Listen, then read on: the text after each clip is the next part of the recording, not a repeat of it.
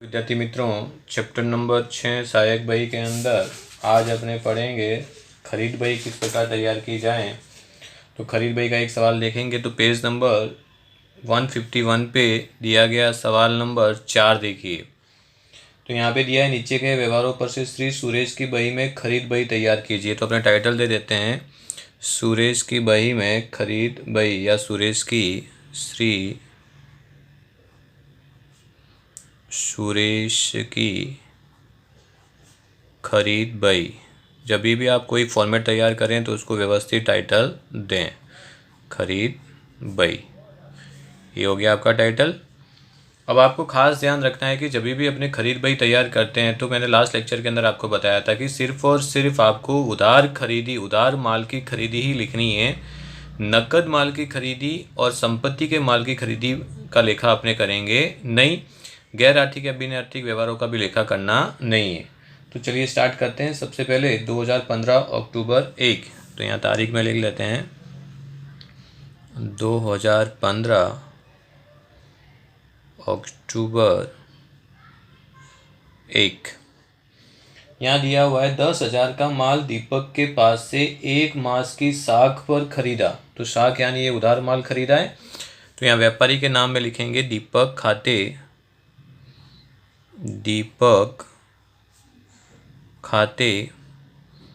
Bill number अगर आपको दिया है तो लिखने का, ना दिया हो तो डैश करने का। तो इस व्यवहार में बिल नंबर नहीं है तो यहाँ डैश, खाता पृष्ठ में डैश। कितने का माल खरीदा है आपने? 10,000 का। तो यहाँ लिखेंगे 10,000। क्लियर। उसके बाद 3 तारीख में दिया हुआ है 20,000 का माल सरदार स्टोर्स में से 10% व्यापारी बट्टा से खरीदा। बिल नंबर कितना है? 116। राइट। तो ये भी आपका साख पर खरीदा हुआ माल है। तो तारीख डालेंगे 3, नाम लिखेंगे सरदार स्टोर्स खाते। यहाँ लिखेंगे सरदार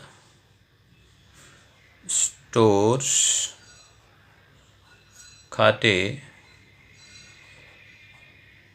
कितने का माल खरीदा है आपने? 20,000 का माल, 10% व्यापारी बट्टा का। तो 20,000 का 10% व्यापारी बट्टा करेंगे तो कितना आएगा? 2,000 माइनस करेंगे तो कितना आएगा? 18,000। यहाँ बिल नंबर आपको दिया है कितना? 116। हमेशा ध्यान रखो व्यापारी बट्टा घटाने के बाद की रकम आपको यहाँ पर लिखनी है। ओके। उसके बाद आपको दिया है 18,000 का माल पंकज के पास से नकद खरीदा। अब यहाँ ध्यान रखना है कि जिन व्यवहारों का लेखा अपने सहायक बही में करते नहीं हैं, उन व्यवहारों को किस कारण से आप नहीं लिखते, वो कारण आपको नीचे बताना पड़ेगा। तो यहाँ आपने क्या किया है? नकद माल खरीदा है। तो नकद माल की खरीदी का लेखा अपने खरीद बही में करते नहीं है। तो नीचे आपको स्पष्टीकरण करना पड़ेगा। तो यहाँ तारीख डाल देंगे अक्टूबर, कौन सी तारीख का व्यवहार है? 7 तारीख का। रीज़न क्या है? तो रीज़न ये है कि नकद व्यवहार है। किस कारण से अपने नहीं लिख रहे हैं? क्योंकि व्यवहार कैसा है? नकद है। तो यहाँ लिखना है नकद व्यवहार है। ऐसा आपको एग्ज़ाम के अंदर स्पष्टीकरण करना है, अन्यथा चेकर आपका नंबर काट देगा। जो व्यवहारों को लिखते हैं अपने उसको बही में लिखेंगे, जिन व्यवहारों का लेखा नहीं करते तो किस कारण से नहीं लिखते उसका कारण अपने नीचे दर्शाएंगे। चलिए तारीख 15 में चलते हैं। राजेश को 20,000 का माल 10% व्यापारी बट्टा से बेचने का आदेश दिया। अब आदेश दिया यानी व्यवहार कैसा हो गया? ये गैर आर्थिक व्यवहार हो गया। तो यहाँ तारीख लिखेंगे कितना? 15 लिखेंगे, गैर आर्थिक व्यवहार है। ओके। रीज़न आपको बताना है कि किस कारण से आपने व्यवहार का लेखा नहीं किया है। क्या लिखेंगे? गैर आर्थिक व्यवहार है। ओके। गैर आर्थिक और बिन आर्थिक व्यवहारों का लेखा अपने करते नहीं है। उसके बाद लिखा है 16,000 का फर्नीचर व्यास फर्नीचर मार्ट में से 1 मास की साख पर खरीदा। अब यहाँ ध्यान रखिए कि आपका जो खरीदी है वो किसकी है? संपत्ति की खरीदी है। फर्नीचर की खरीदी यानी फर्नीचर अपने लिए क्या है? संपत्ति है। तो संपत्ति की खरीदी बिक्री का भी लेखा अपने सहायक बही के अंदर करते नहीं है। तो यहाँ तारीख डालेंगे 20 और लिखेंगे संपत्ति का व्यवहार है या संपत्ति की खरीदी है। तो संपत्ति की खरीदी का लेखा आपने करते नहीं है, सिर्फ और सिर्फ माल से संबंधित खरीदी, उधार खरीदी का ही लेखा करते हैं। उसके बाद है राजेश ने आदेशानुसार माल बेच दिया और रेलवे नूर 1,000 जोड़कर बिल नंबर 300 बेच दिया। अब देखिए जो 15 तारीख का व्यवहार था, राजेश ने ऑर्डर दिया तो वो गैर आर्थिक व्यवहार है। अब आपने क्या किया है, ऑर्डर के अनुसार माल भेज दिया तो व्यवहार कैसा हो गया, आर्थिक हो गया। तो यहाँ लिखना पड़ेगा, तो तारीख में लिखेंगे 21, नाम लिखेंगे राजेश खाते। क्या नाम लिखेंगे, राजेश खाते। बिल नंबर यहाँ पे आपको दिया हुआ है कितना, 350, तो बिल नंबर लिख लो 350। अब रकम आपको 15 तारीख से मिल जाएगी। कितने का ऑर्डर दिया था आपने, 20,000 का। कितना प्रतिशत व्यापारी बट्टा था, 10%। तो 10% माइनस किया तो बचा कितना, 18,000। ओके, व्यापारी बट्टा घटाने के बाद की रकम आपको लिखनी है। उसके बाद है 24 तारीख का, 14,000 का माल 5% रोकड़ बट्टा से खरीदा। अब इस व्यवहार के अंदर तो व्यापारी का नाम दिया ही नहीं है, तो जिसमें व्यक्ति का नाम नहीं होता तो वह व्यवहार कैसा होता है, नकद व्यवहार होता है। तो यहाँ नकद व्यवहार के नीचे लिखा करेंगे नकद व्यवहार है। इसके लिए इसका लिखा करेंगे नहीं, क्या लिखेंगे, नकद व्यवहार है। क्लियर। फिर आपको 25 तारीख में दिया है कि नीलेश के पास से 30,000 का माल 10% व्यापारी बट्टा से खरीदा और आधी रकम तुरंत ही चेक से चुका दी। अब विद्यार्थी मित्रों यहाँ खास ध्यान रखो कि जब पूरी रकम मिल जाए आपको तभी व्यवहार कैसा गिनाता है, नकद गिनाता है। तो यहाँ रकम आपको आधी ही मिली है, इसके लिए व्यवहार उधार गिनेंगे और उधार व्यवहार का लेखा अपने खरीद बही के अंदर करेंगे।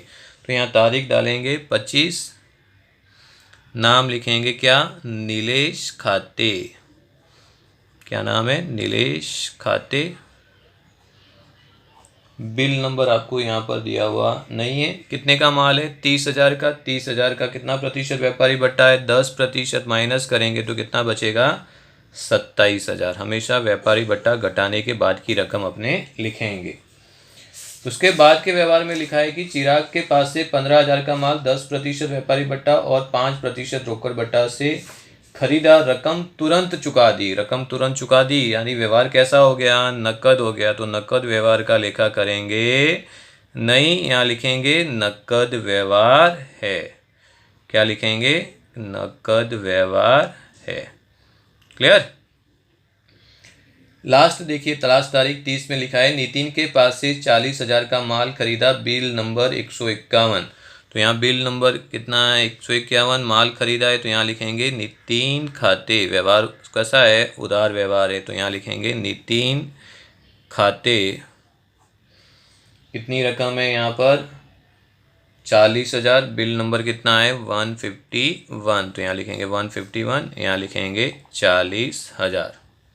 ओके। अब व्यवहार नंबर 21 के अंदर आपको 1,000 बिल रेलवे नूर भी दिया था। तो रेलवे नूर आप इसके अंदर जोड़ भी सकते हो, अगर ना जोड़ो तो आप नीचे व्यवहार लेखा करना पड़ेगा कि इसका लेखा अपने कहाँ करेंगे, मुख्य रोजनामचा में करेंगे। तो यहाँ लिखेंगे कि रुपये 1,000 का लेखा मुख्य रोजनामचा में होगा। ओके, क्योंकि व्यवहार रोकड़ रकम चुकाई है, मुख्य रोजनामचा में करेंगे। खर्च हमेशा जो होते हैं वो रोकड़ में अपने चुकाते हैं, रोजनामचा में होगा। इसके लिए उसका लेखा अपने बिल के साथ में करेंगे नहीं। क्लियर हो गया व्यवहार पूरे। अब अपने क्या करेंगे, टोटल करेंगे। यहाँ लिखेंगे क्या, कुल उधार खरीदी। कुल उधार खरीदी। चलिए सबका टोटल कीजिए बेटा, रकम का कितना टोटल हुआ, 10,000 प्लस 18,000 प्लस 18,000 प्लस 27,000 प्लस 40,000। कितना हुआ बेटा, 1,13,000। ओके, तो ये आ गई आपकी कुल उधार खरीदी। क्लियर। तो इस प्रकार अपने सादी खरीद बही तैयार करेंगे जिसके अंदर सिर्फ उधार माल की खरीदी का लेखा करेंगे। ध्यान रखिए जिन व्यवहारों का लेखा अपने करते नहीं है उनको स्पष्टीकरण आपको नीचे तारीख वाइज करना पड़ेगा कि किस कारण से आपने लेखा नहीं किया है। इसी से संबंधित खरीद बही का एक खाने वाली खरीद बही का रोज सवाल करेंगे अपने। सवाल नंबर 5, इसमें आपको कहा है कि निम्नलिखित व्यवहारों पर से गड़ा इलेक्ट्रॉनिक स्टोर्स की बही में खाने वाली खरीद बही तैयार कीजिए। तो चलिए एग्जाम्पल नंबर 5 को भी अपने गिन लेते हैं। यहाँ फॉर्मेट ऑलरेडी मैंने बना के रखा हुआ है। सबसे पहले टाइटल दे देते हैं, श्री गड़ा इलेक्ट्रॉनिक्स की खरीद बही। गड़ा इलेक्ट्रॉनिक्स की खरीद बही। अब जब भी आप खाने वाली खरीदी, माल की खरीदी, खाने वाली खरीदी वाली वही तैयार कर रहे हो, तो उस समय आपने कौन सा माल खरीदा है वो खास ध्यान रखना है। तो यहाँ लिखा हुआ है कि गड़ा इलेक्ट्रॉनिक स्टोर्स टीवी, फ्रिज और वॉशिंग मशीन का धंधा करते हैं, राइट है। तो यहाँ टीवी, वॉशिंग मशीन और फ्रिज का अलग अलग कॉलम आपको तैयार करना पड़ेगा। तो चलिए फॉर्मेट तैयार करते हैं। तो यहाँ पहला कॉलम बनाया आपने, क्या, तारीख।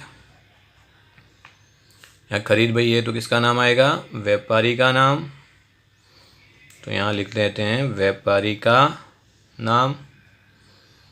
फिर आपको क्या दे लिखेंगे अपने बेटा, आवक बिल नंबर, बिल नंबर। फिर कॉलम बनेगा किसका, खाता पृष्ठ नंबर। उसके बाद क्या क्या माल खरीद रहे हैं आप बेटा, टीवी, किसका किसका धंधा कर रहे हैं वो, टीवी का, तो एक कॉलम टीवी का बनेगा, फ्रिज का, और फिर वॉशिंग मशीन का। ओके, तो माल का अगर प्रकार दिया हो तो इस प्रकार अलग अलग कॉलम अपने तैयार करेंगे और यहाँ लिखेंगे कुल रकम, कुल रकम रुपए के अंदर। क्लियर। तो एक हो गई आपकी माल की खाने वाली खरीद बई। अब चलिए इसके अंदर किस प्रकार व्यवहारों का लेखा करते हैं वो भी देखते हैं। तो 2015 मई 1, तो यहाँ लिख लेते हैं 2015 मई महीना और तारीख लिखते हैं 1। श्री दया इलेक्ट्रॉनिक स्टोर्स के पास से 10 नंग टीवी 30,000 के भाव से। अब चलिए यहाँ पे मैं आपको कैलकुलेशन करके भी बताता हूँ। तो टीवी वो कितना खरीद रहे हैं बेटा, 10 नंग, एक का भाव कितना दिया हुआ है इनको, 30,000 दिया हुआ है। तो 10,000 गुने कितना करेंगे, 30,000, यहाँ करेंगे 30,000, तो ये कितना हो जाएगा आपका, 3 लाख। ओके। फिर उसके बाद उन्होंने क्या किया है, 5 फ्रिज खरीदे हैं और 15,000 का भाव है। तो यहाँ अपने करते हैं फ्रिज कितने खरीदे हैं, 5, क्या भाव है, 15,000। तो 15,000 गुणे 5 किया तो फ्रिज की खरीदी कितनी हो गई, 75,000 की। उसके बाद वो 2 वॉशिंग मशीन खरीद रहे हैं, कितने के भाव से, 18,000 के भाव से। तो यहाँ लिख लेते हैं वॉशिंग मशीन 2 खरीद रहे हैं, क्या भाव है, 18,000 का। तो ये कितना हो गया आपका, 36,000 के भाव से खरीदे। साग का समय 1 माह से, बिल नंबर कितना है, 100। तो साग पर माल खरीदा है तो इसका लेखा करेंगे अपने। तो नाम लिखेंगे किसके पास से खरीदा, व्यापारी का नाम है दया इलेक्ट्रॉनिक्स। तो यहाँ लिखेंगे श्री दया इलेक्ट्रॉनिक्स खाते, श्री दया इलेक्ट्रॉनिक्स खाते। बिल नंबर आपको कितना दिया है, 100, खाता पृष्ठ में डैश। अब टीवी आपने कितने की खरीदी है, 3 लाख की, तो टीवी के अंदर लिखेंगे कितना, 3 लाख। फ्रिज कितना है, 75,000। वॉशिंग मशीन कितनी है आपकी, 36,000 की। ओके। और कुल के अंदर इन तीनों का टोटल कर देंगे। तो चलिए 3 लाख प्लस 75,000 प्लस 36,000 कीजिए, कितना हो गया बेटा, यस, 4,11,000। ओके। तो इस प्रकार जो चीज़ें जहाँ पर खरीदी है उसका रकम वहाँ पर रखकर कुल के अंदर टोटल करेंगे। दूसरा देखिए, श्री तारक इलेक्ट्रॉनिक्स के पास से 5 नंग टीवी 25,000, 10 फ्रिज 16,000 के भाव से 10% व्यापारी भट्टा से खरीदा, आधी रकम तुरंत चुका दिए। तो आधी रकम चुकाई है तो अपने लेखा करेंगे बेटा। तो यहाँ लिखेंगे 7, क्योंकि व्यवहार कैसा हो गया, वो उधार हो गया। तो लिखेंगे श्री तारक इलेक्ट्रॉनिक्स खाते, इलेक्ट्रॉनिक्स खाते, बिल नंबर कितना दिया है आपको, 151। तो चलिए कैलकुलेशन करते हैं। तो यहाँ पे उन्होंने क्या किया है, 5 नंग टीवी 25,000 के भाव से खरीदे हैं।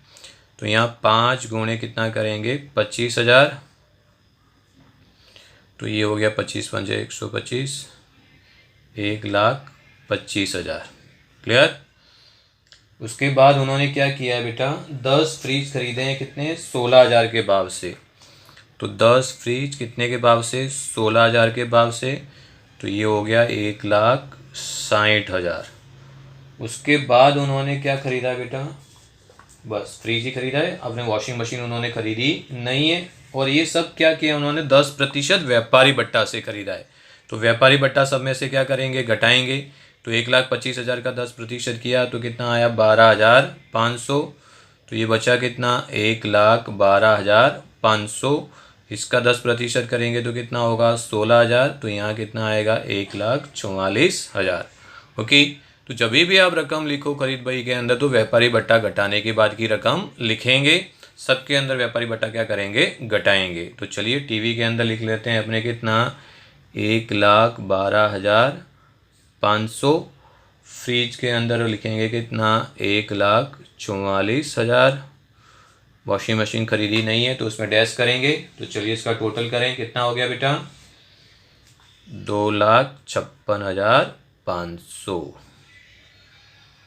Okay right. चलिए next, Shri Ambe cycle stores में से 5,000 की साइकिल खरीदी। अब वो धंधा किसका कर रहे हैं इलेक्ट्रॉनिक स्टोर्स का, तो उससे रिलेटेड जो चीज़ें होगी वो उनका माल होगा, बाकी अन्य चीज़ उनके लिए क्या होगी संपत्ति होगी। तो यहाँ उन्होंने क्या किया है साइकिल खरीदा है। तो साइकिल ये उनका क्या हो गया संपत्ति का व्यवहार हो गया। तो इसका लेखा अपने खरीद बही में करेंगे नहीं। तो यहाँ आपको स्पष्टीकरण करना पड़ेगा, तारीख लिखनी पड़ेगी मई 12। यहाँ लिखेंगे क्या संपत्ति का व्यवहार है। क्या लिखना पड़ेगा संपत्ति का व्यवहार है। ओके, तो संपत्ति के व्यवहार का लेखा अपने यहाँ पर करेंगे नहीं। आप जिसका बिजनेस कर रहे हो उससे संबंधित वस्तु खरीदें तो वो माल होगा आपके लिए, तो उसका ही लेखा करने का। तारीख 20 में देखिए, आत्माराम इलेक्ट्रॉनिक्स में से 5 फ्रिज 20,000 के भाव से, 10 वॉशिंग मशीन 15,000 के भाव से 10% व्यापारी बट्टा से खरीदा, 5% रोकड़ बट्टा से तुरंत रकम चुका दी। अब आपने तुरंत रकम चुका दी तो व्यवहार कैसा हो गया, ये नकद हो गया। तो नकद व्यवहार का लेखा करते नहीं है तो तारीख डालेंगे 20। यहाँ लिखेंगे नकद व्यवहार है। क्या लिखेंगे नकद व्यवहार है, इसके लिए लेखा करेंगे नहीं। क्लियर। नेक्स्ट देखिए, श्रीमती बबीता को 20 नंग टीवी प्रति नंग 28,000 के भाव से, 6 नंग वॉशिंग मशीन 21,000 के भाव से भेजने का आदेश दिया। अब आदेश भी क्या होता है गैर आर्थिक व्यवहार होता है। तो गैर आर्थिक व्यवहारों का भी लेखा अपने करते नहीं है। तो यहाँ लिखेंगे गैर आर्थिक व्यवहार है। क्या लिखेंगे गैर आर्थिक व्यवहार है। क्लियर, स्पष्टीकरण आपको नीचे देना है। उसके बाद 31 तारीख का देखिए, गोकुलधाम इलेक्ट्रॉनिक स्टोर्स के पास से 5 नंग टीवी 30,000 के भाव से, 5 वॉशिंग मशीन 23,000 के भाव से खरीदे, व्यापारी बट्टा 10%, बिल नंबर 123। तो ये साख की खरीदी है यानी उधार खरीदी है। तो यहाँ लिखेंगे श्री गोकुलधाम इलेक्ट्रॉनिक्स खाते, श्री गोकुलधाम इलेक्ट्रॉनिक्स खाते। ओके, बिल नंबर आपको कितना दिया है 123। तो यहाँ लिखेंगे 123। अब देखिए रकम निकालते हैं अपने। तो उन्होंने क्या किया है, टीवी कितनी खरीदी है 5 नंग, कितना भाव है उनका 30,000। तो ये हो गया आपका 5 गुणे 30,000 तो 1,50,000 की टीवी हो गई। फिर उन्होंने क्या खरीदा है बेटा वॉशिंग मशीन खरीदा है। तो वॉशिंग मशीन, कितने वॉशिंग मशीन खरीदे उन्होंने 5 वॉशिंग मशीन, कितने के भाव से 23,000 के भाव से। 5 वॉशिंग मशीन और कितने के भाव से खरीदा है उन्होंने 23,000 के भाव से। तो चलिए ये कितना हो गया 0 0 5 दिया 15 और 11, 1,15,000 के उन्होंने क्या खरीदे वॉशिंग मशीन खरीदे। राइट। अब सब पे क्या है 10% व्यापारी बट्टा है। तो सबसे पहले 1,50,000 का 10% किया तो 15,000। तो ये आ गया 1,35,000। 1,15,000 का 10% किया तो ये कितना हो गया 11,500। तो ये आ गया 1,03,500। ओके, व्यापारी बट्टा आपको क्या करना है घटाना है। तो चलिए आप टीवी में लिखेंगे कितना 1,35,000। फ्रिज उन्होंने खरीदे नहीं तो फ्रिज में डैश। वॉशिंग मशीन कितने का खरीदा है 1,03,500 का, दोनों का टोटल कर दो तो ये हो गया 2,38,500। क्लियर। ओके, तो इस प्रकार खाने वाली खरीद बही अपने तैयार करेंगे। यहाँ माल की अलग अलग खरीदी जिस प्रकार दी है तो आपको सबका कॉलम तैयार कर कुल का कॉलम तैयार करना पड़ेगा। फिर कैलकुलेशन करें। खास ध्यान रखें कि सभी रकम आपको अगर व्यापारी बट्टा दिया है तो घटाने के बाद की लिखनी पड़ेगी। दूसरा, जिन व्यवहारों का लेखा आप नहीं कर रहे हो तो उन व्यवहारों का स्पष्टीकरण आपको नीचे करना पड़ेगा। अब चलिए अपने टोटल कर देते हैं। यहाँ लिखते हैं कुल उधार खरीदी। यहाँ प्रत्येक कॉलम का आपको क्या करना पड़ेगा, टोटल करना पड़ेगा। तो चलिए सबसे पहले टीवी का टोटल करते हैं। तो ये कितना हो गया बेटा बोलो? 3,47,500। इसका कितना हो गया? 75,000 प्लस 1,44,000, ये हो गया 2,19,000। ये कितना हो गया आपका? 3,36,000 और 1,03,500, 1,39,500। और कुल का टोटल कितना हो रहा है बेटा बोलो? यस, 9,06,000। राइट, यहाँ लिखेंगे कुल उधार खरीदी। क्लियर? तो होप सो कि आपको खरीद बही, सादी खरीद बही और खाने वाली खरीद बही के ये दोनों सवाल व्यवस्थित समझ में आ चुके होंगे। इस प्रकार के सवाल आपको स्वाध्याय के अंदर और उदाहरण के अंदर भी दिए हैं, उनकी प्रैक्टिस करें। राइट है, जो जो नियम है उन नियमों का पालन करें। ध्यान रखें, सिर्फ और सिर्फ उधार खरीदी का ही लेखा करते हैं, नकद खरीदी और संपत्ति की खरीदी का लेखा करने का नहीं, और गैर आर्थिक व्यवहारों का भी लेखा करने का नहीं। जिन व्यवहारों का लेखा आप नहीं कर रहे हो उनको स्पष्ट नीचे दर्शाएंगे। क्लियर? होप सो कि आपको ये दोनों सवाल समझ में आ चुके होंगे। Thank you very much. जय हिंद, जय भारत, स्वस्थ रहिए, मस्त रहिए।